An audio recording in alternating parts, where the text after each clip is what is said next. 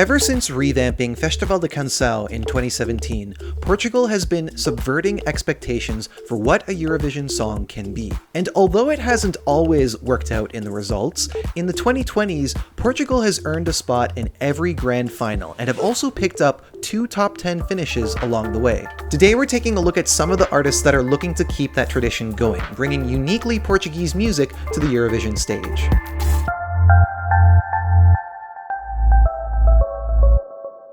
I always look forward to Festival de Canção. When it comes to choosing the songs that I'm going to be listening to after national selections, I always get more from Portugal than I do from other countries. Usually, the only exception is Sanremo in Italy, which also has really stellar music, but this year for the first time I actually have more from FDC, which is a big deal, trust me. There are a few things that RTP does differently to other broadcasters when it comes to making the selection.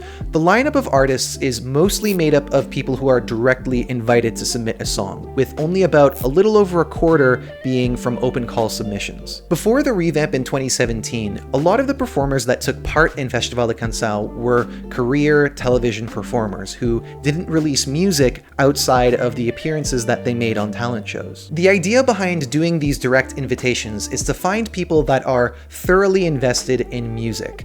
And as the head of press put it once, they're looking for people who are artists, not products. I thought that was a really interesting way of describing their process, and if I'm being honest, I don't think that some of the people who are in charge of the largest selections could truthfully characterize their approach that way. I think that many of them are okay with the people that are being put forward being more products than artists, but obviously they might see it differently. In the broadcast itself, you can see just how much they try and make it an artist-centered experience.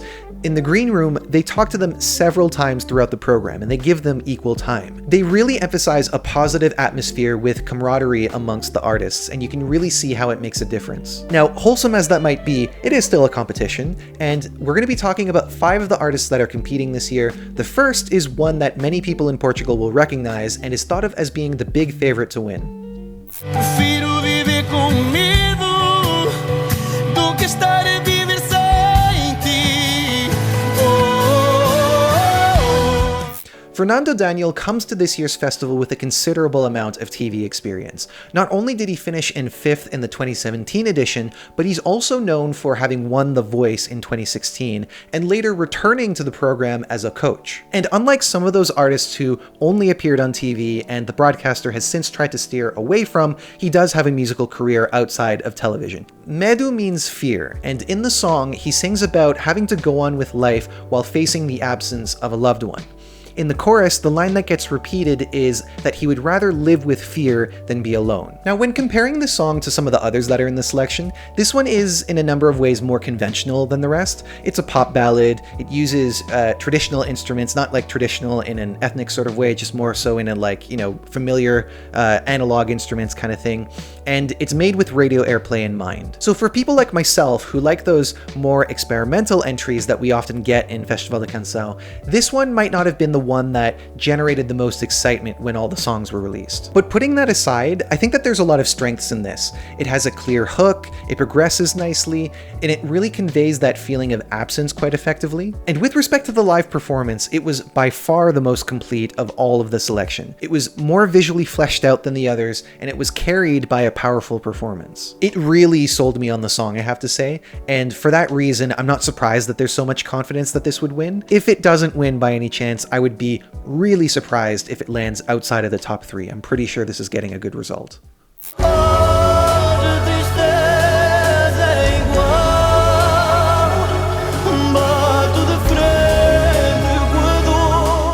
Josh is another artist who's known for having competed on The Voice, although just in one season under his given name João Duarte. Oh, hi Fernando. This song Tristeza is his first single, and it means sadness, which is very characteristically Portuguese. It's probably like the second or third most common theme for a Portuguese song, behind the sea and saudade. Anyway, in the song he sings about an enduring sadness. In the chorus he sings, "Today the sadness is the same. Today it hurts just as much, if not more." And so he's tackling this idea of a sadness that is possibly life-changing and one that you might carry with you forever. Now, despite the heaviness of the song, he performed it in a way that made him look weightless, using an apparatus that has him suspended off the ground. It's a pretty cool effect, I have to say, and along with it being delicately performed, I think that it definitely helped it stand out in the minds of people watching. It does, however, come with some limitations because it keeps him locked in one place, and there's only so much that he can do to add progression to the performance and keep it interesting over the course of 3 minutes. The lights were able to compensate for the lack of movement and add some progression to the performance, but I think that they could do a bit more. I think that if they start close on him and do sort of a slow reveal of the fact that he's floating off the ground, then that could be a little bit more interesting and you can get a little bit more mileage out of what they have on stage. But putting that aside, I think that this is still a competitive entry, one that's also topped a lot of polls. I would say that Fernando's performance is stronger and more impactful, but maybe in the final we'll see some changes where this will come through even more. We'll have to see. Ai, homem, a cura demora para quem está em guerra.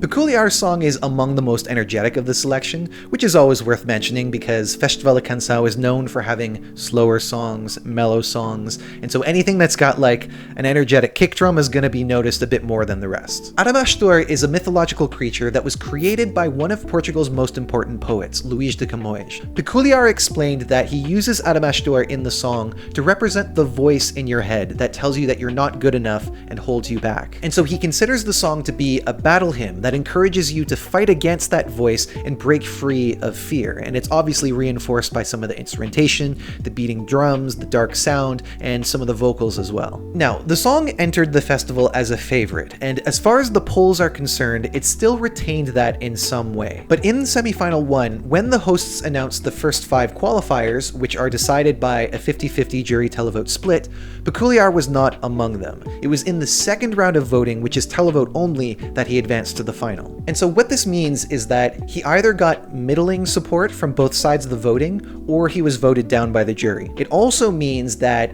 if this stays more or less the same for the semifinal, this is very likely out of the running to win. As for why this didn't perform as expected, I do think that songs like these are a little bit of a weakness for RTP, because in the past we've seen other examples of songs that are dynamic and energetic and hard-hitting, but they don't come alive quite as much as the other ones do, and I think that it just comes down to the technical setup not really being sufficient for what these songs need. There are other factors too, like I don't think the vocal performance was the most impactful when compared to the other competitors, and so that makes me think that the jury score might have had something to do with why this didn't make it into the first round of voting. Now, we could be seeing some changes that could make a big difference. In fact, we've seen examples of songs that were thought to be understaged when they were performed in the semifinal, and then were elevated a bit and went on to win the entire thing. Whether or not that will happen is yet to be seen, but I am grateful that this is in the final because I think that the song is quite compelling and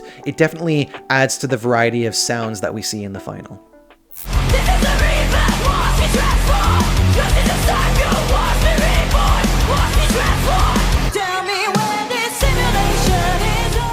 Henka's song is definitely out of character from what we typically expect from Portugal. In fact, it might even be the loudest song we've seen at Festival da Canção. Maybe if you've seen the festival for much longer than I have, you can confirm if we've seen anything that rivals this in terms of its sheer volume. Now, when I listen to this song, I hear a lot of influence from the 2000s, specifically the nu metal and emo era.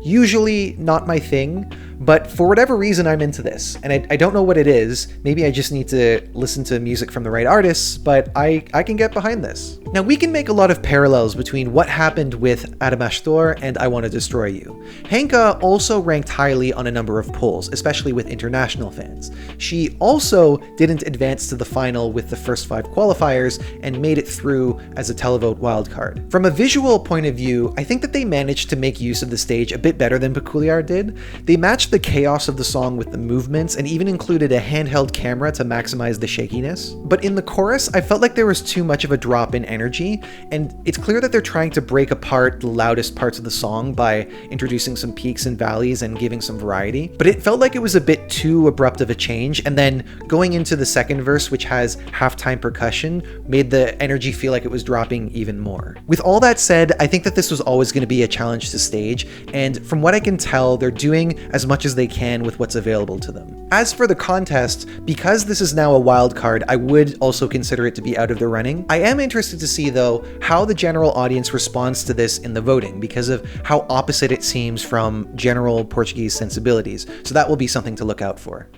Quando vos calam a voz, daqui respondemos nós.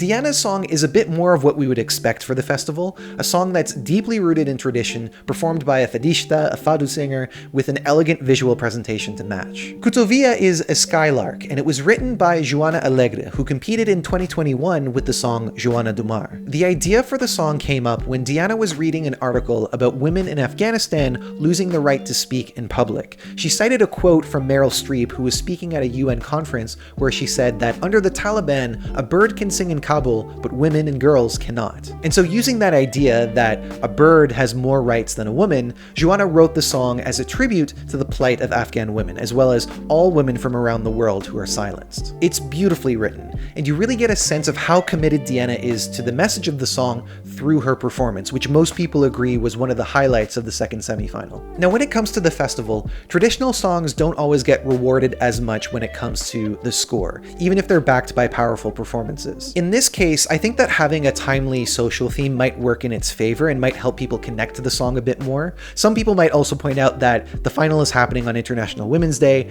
I don't have that same level of superstition around how those things play on people's minds when voting, but it's definitely an interesting thought. But if there was a song that could pull off a surprise win, I would be thrilled if it was this one. Even though Portugal doesn't really send these kind of very traditional entries anymore, I think it would just be something that could be elevated by the time we get to Eurovision and doesn't need quite as much work as some of the other entries. So those are a few of the songs that are in the running to represent Portugal. When talking about the most likely winner, I don't think that this competition is quite as open as some of the years that we've seen in the past. Based on the reception to the song and performance, I do think that Fernando is the most likely to win. Though there are a few things to consider about what could be different in the final. Firstly, the jury is not the same as the one in the semi-final. They might find different things to appreciate in the songs and distribute their points in a way that's not obvious. So for the two wildcards, who we're assuming didn't do well enough with the juries, they might not be completely out of the running. Secondly, in the last 5 years, we've only seen 2 winners come first with both the jury and televote. Compromise winners have happened in the past, and they will very likely happen again. All of this is to say that even if it looks like a done deal, nothing is guaranteed and we can still get a surprise. Let me know in the comments which song you would like to see represent Portugal. You can also let me know if there were songs that were left in the semi-finals that you're still mourning. I know that there were a number of those, for myself included as well. And although this is the last national selection that we're covering, there are more videos on the way, and if you subscribe to the channel, I can have you back and you can share your thoughts with me on those as well as the coming Eurovision season. As always, thank you so much for watching, and I'll see you next time. Take care.